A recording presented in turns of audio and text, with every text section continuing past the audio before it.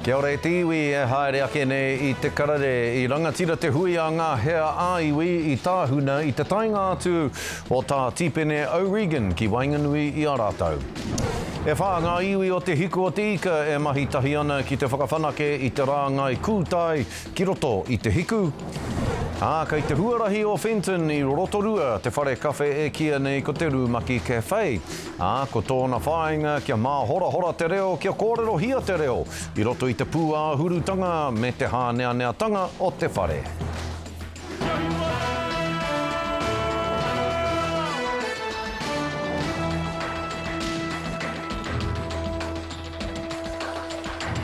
Kei ngā manu hui o te motu, tēnā koutou katoa, rarau mai anō ki te pai wānanga a te karere anei e mihi atu nei. I rangatira te hui a ngā hea āiwi I tāhuna I te tainga atu o tā tipene O'Regan ki Wainganui I a rātau. I whakamānawa tia rātau ko Edward Ellison, ko Gail Tipa o Ngaitahu, ki te tohu o te whare pūkenga, kia tahuri ake tātou.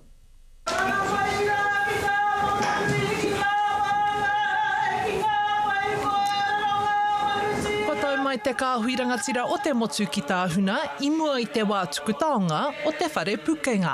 Whare mai te awhanaura, whare mai te tuaranui a Aotea. Nō tēnei ata I whiwhi tohu a tā tipene O'Regan, Edward Ellison, me Gail Tipa ki te whakamana I a rātou mahi hei kai arihi ngai tahu, hei kai tia ki tai ao, me o rātou whai wāhitanga ki ngā whakataunga kreme a ngā iwi, me ngā rāngai maha. He rakatira te whakaaro. He mea nui hoki kia whai wāhi mātou tonu, mātou o kaitahu, ki te tuku mihi I tēnei wā te tokotoru. And thank you very much for the recognition today. We've paved our way into those roles, particularly in the last 30, 40 years, as the treaty re-emerged and the opportunity for us to take our role as kaitiaki rakatira within our environment, for our people, our communities. I think it's instrumental that we continue on building on those opportunities. I whakatūria ngā tohu te whare pūkenga I te taurua mano e rua te kaumātahi, kia whai wāhi mō ngā rangatira a iwi e tiaki e whakaora tonu ana I te ao Māori ki te hui nei. Ko tātā kuta Hannah O'Regan, ahakoa te makariri o takurua, ka tai tonu mai tana pāpā a tā tipene O'Regan. Me ruaka ki te ito tātou I horei, tai mai ana ki ngā hui e nei rā, ngari ka tai mai ngā mana o te motu, ka tai mai a tipene. I te wā e mātaki atu ana I ka tōraka pū, ka tāmitake I ruki a tātou, te kino hoki o te karawhiu, o tēnei kāwanataka I ka take Māori. Ka take I whawhaitia e ia me tōna rahi I roto I kātou, nā reira tōna mamai. Nā reira I tēnei rā, he mea nui tana tū ki mui I te iwi nei, kia tuku I tana tautoko, kia rātou e whawhai tunu ana I au a whawhai. Post-settlement, we've really established, strengthened, bolstered our role within our takiwā, within our particular Runaka area, as an iwi within the national scene as well. So we are well positioned. I think we are as well positioned as we've ever been to continue that work. Kaurea Gail Tipa I tai atu ki tāhuna I tēnei wiki. Ka noho tonu te kāhuirangatira o te motu mo te roanga o te wiki, ka tahi ka tai atu ngā minita o te kāwanatanga a te praere. Pora Kairangi Nicholas, Tahu News. E whā ngā iwi o te hiku o te ika e mahitahi ana ki te whakawhanake I te rāngai kūtai ki roto I te hiku. Ko tukuna e te kāwanatanga te whā ira 5 miliona tāra hei whakangao atu mā rātau. Ko tahi ira 3 miliona wā ngā iwi nei. Ko te whāinga. Kia hua ake he tūranga mahi. Kia tipu te ohanga o te rohe me te ātatiaki I te oranga tonutanga o te kūtai. Mea nei te kai e kai ngākau nuitia ana e te ao. He pipi kūtai no muri whenua, te hiku o te ika. Kei konei anō te kāinga mō ngā pipi kūtai kākariki o Aotearoa, nā reira āta whakarohia ki te kōrero kūtai koe ki ngā iwi o konei, Me mahara rātou ki ngā take I whakatungia, I tatungia I roto I ngā kreme, mo te roho I moana. He mahi ngātahi tēnei nā Ngāti Kahu, Te Raroa, Ngai Takoto me Te Aupauri. He kaupapa e titiro hakamuana. Ka mahi tahi ngā iwi katoa o te iku o te ika, ka ngāwari hoki te whai raihana I te kaunihera, ka hui katoa tia ngā iwi me te tikaro mai I ngā rangatahi me ngā rangataka hei kaimahi mo te kaupapa. Me te whai hoki I tēnei āhuatanga o tō tātou ao, e haramata pūtea noi ho tātou e orai. Engari, ma te mahitahi, ma te whanaungatanga. Ki te mahi toko whā, toko rima, ka nui no atu te hua. Ka taka mai ki ngā pūkoro o ngā iwi, hei aha hei hanga whare, hei aha hei whakatū mahi, hei mahi tai ao, hei mahi kūtai, hei mahi ika, e rā mahi. Everybody down there! Kua tau tokona te kaupapa e tētahi nama 4.5 miriona tāra nā te kāwanatanga. Kua haka ngāo anō ngā iwi I te 1.3 miriona tāra. Taku wawata nui, kia kite hoki I te kamupene nui, ka puta mai nei momo mahi, e hokohoho ana ki rā wāhi, me te whakarite tūranga mahi, e tai noa ki te wā, tēnā pia, ka kawe atu tēnei kaupapa hei tauira, ki wāhi ke. Ki ākau ke, ki moana ke, kia kite hoki he mana tōna ko tūturu hoki te kaupapa. Tūturu, e hara tēnei te kaupapa kūtai noiho, ko tēnei tētahi huarahi hei haka whānui te tūnga o ngā iwi o te hiku ki te ao ahu moana. Nā I nāne ko tāku I hihe, hanga mai, hangaia mai te tahi pāmu kūtai, he rereke. Kei ko nā no te huarahi te rongoa, mau anō e whakarite he hate utu mo he nā kūtai. Ara I te mea ka haere ki JNL, tahi a JNL ka mea mai a ruarau tāra mo te tahi tāne harane. Nā, kei a mātou te mana koe te tino rangatiratanga I roto I te aopākihi tāku e korore. Ko te tumanako, ka pakari ngā kūtai I ngā ākina o te tai hei painga mo ngā iwi. Daphne Pōpata, te kukupā.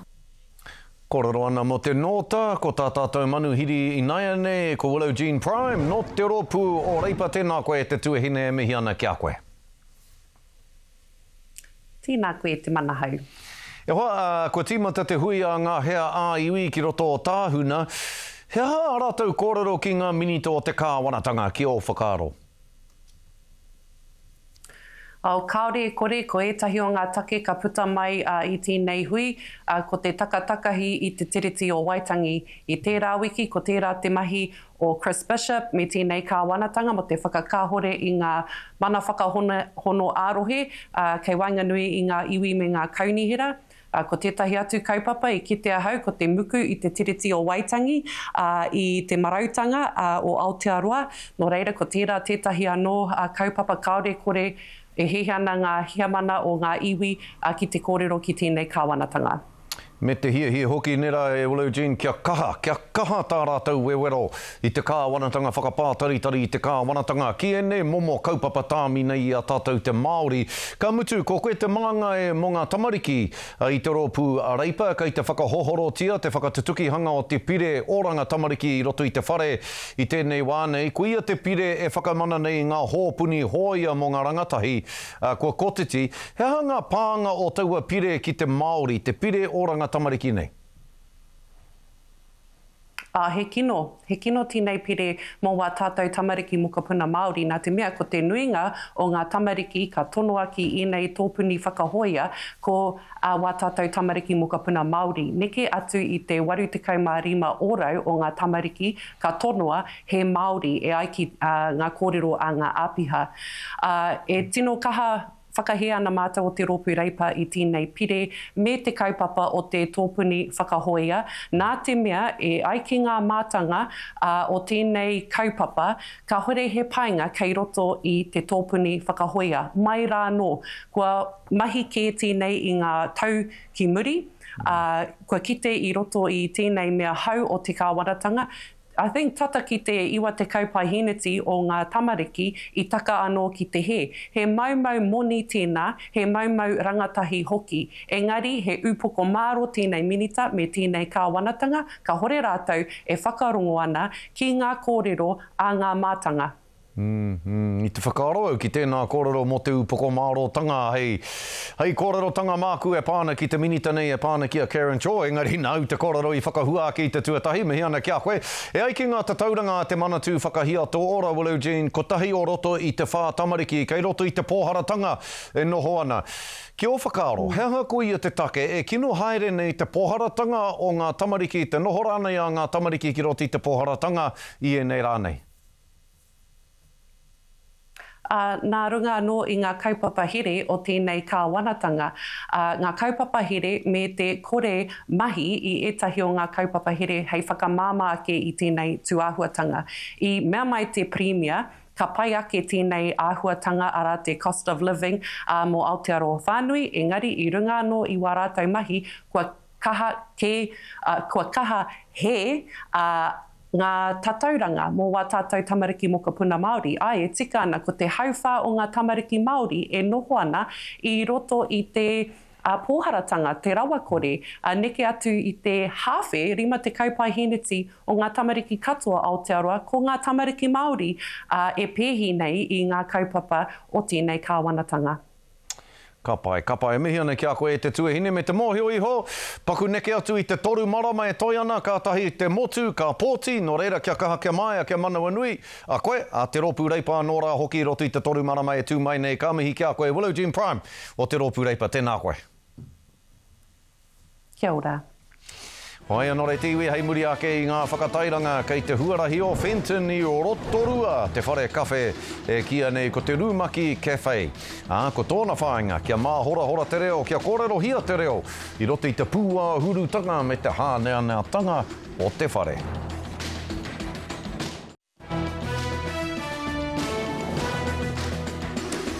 Hoi nō rei tiwi, kei te huarahi o Fenton I Rotorua, te whare kawhe e kia nei ko te Rūmaki Cafe. Ko tōna whāinga, kia māhora te reo, kia kōrero hia te reo I roto I te pūā hurutanga me te hānea tanga o te whare. Koa pēhea nei te taumata reo o tēnā, ko te āki ia, kia ngana, kia whakamātau, kia kaha. Kua whakairi hia, he whakāhua, he tautoro, he rauemi hoki hei āwhina I ngā kiritaki ki te kōrero I te reo, kei reira hoki ngā kaimahi hei tautoko ake.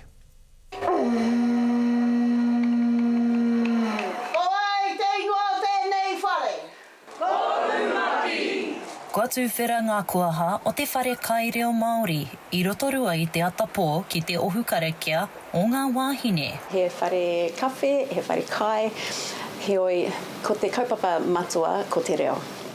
Ahakoa ngā tautohe mo te wāhi o te reo Māori I te wā I pānuitia ai Amiraka Davies, ka tūwhera I te tehi whare kaireo Māori ki te pokapū o Rotorua. Tiki mai, ka ke mai, haere mai ai Davi I te whare noro mono whakaroa no haui Kaore au no konei, kaore aku whakapapa ki te arawa.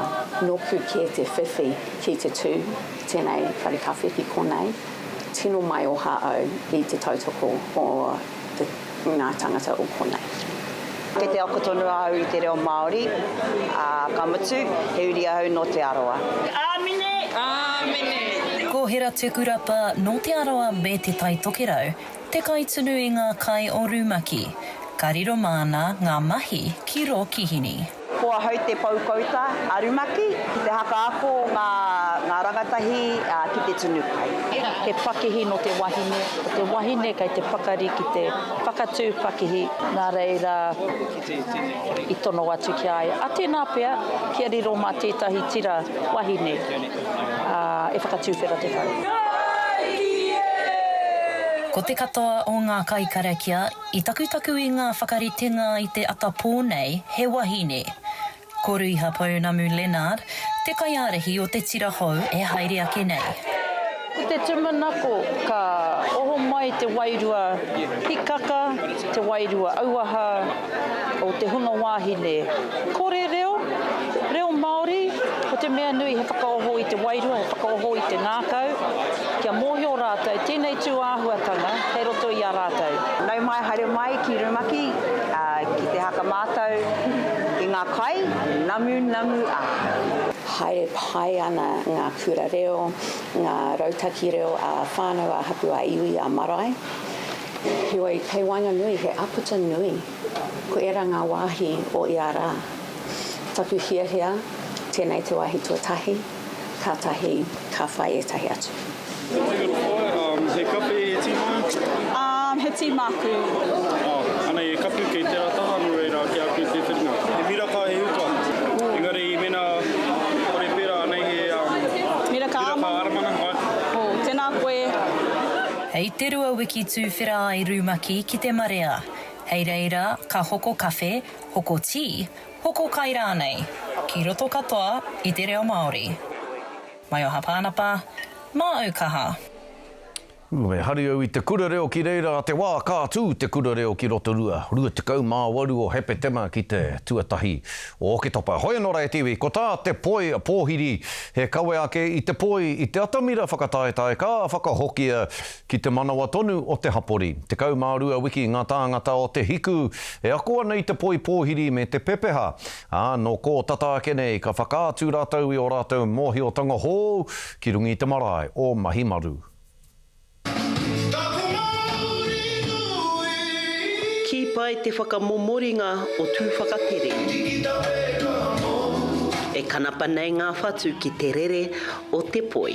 I rangi tāmiro ai te kaupapa nei I a tātou, ahako kōwai, ahako nōhia, I whakaherea te kaupapa I a tātou katoa. O te mea matua ko te aroha me te manaki I Wainganui I a tātou katoa. A tāhua te kiti I te maia me te kaha o ngā pakeke, o ngā tangata katoa ahakoa o mātau nei tau. Ai.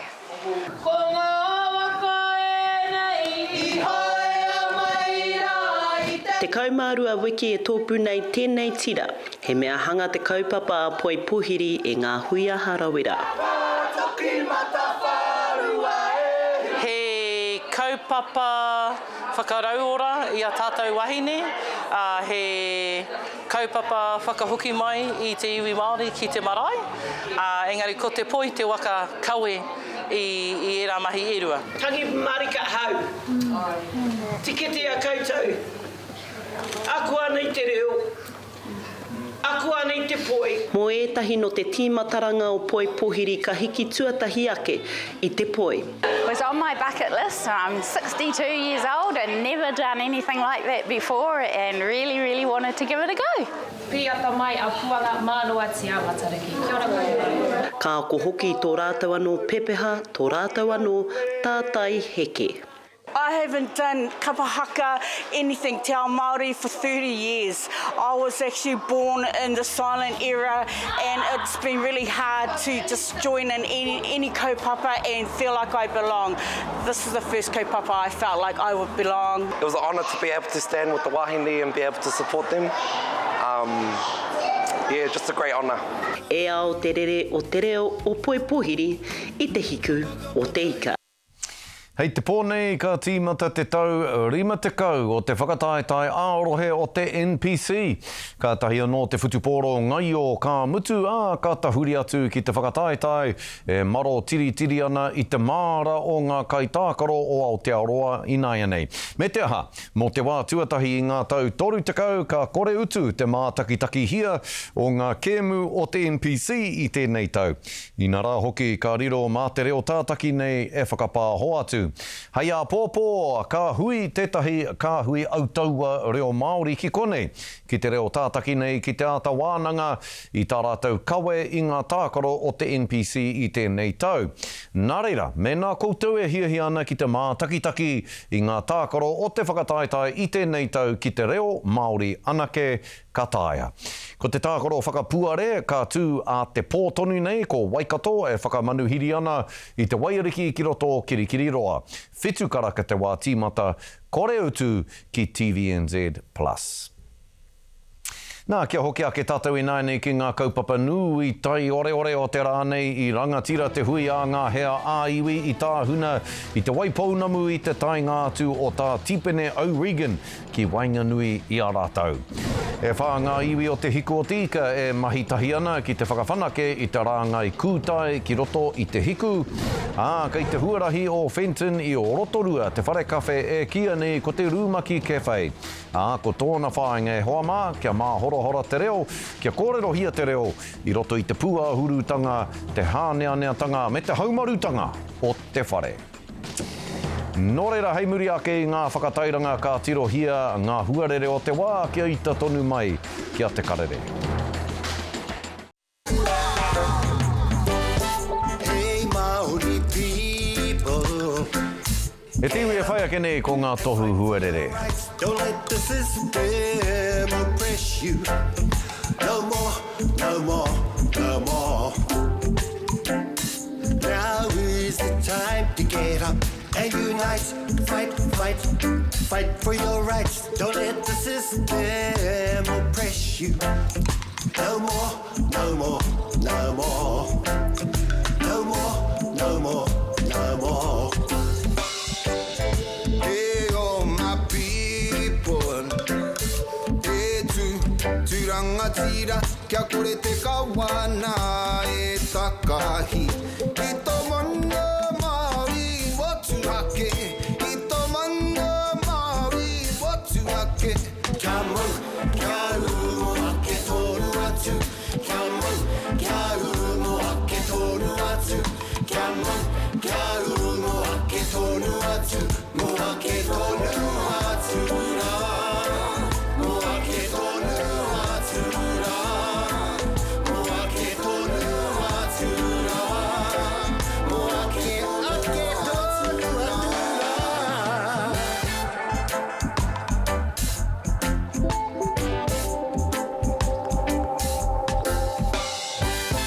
E te iwi Māori e ngā iwi ke, kia mau, kia uki ngā tikanga.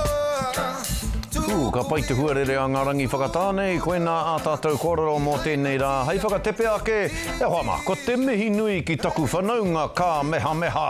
Kia te Waimiere, te kuini o Maketu, ko eke ki te ono te kau i tēnei raha. Kuia tā te karere, e mihi ana tūrō Hawaiki. Kia mau, kia umo ake tōnu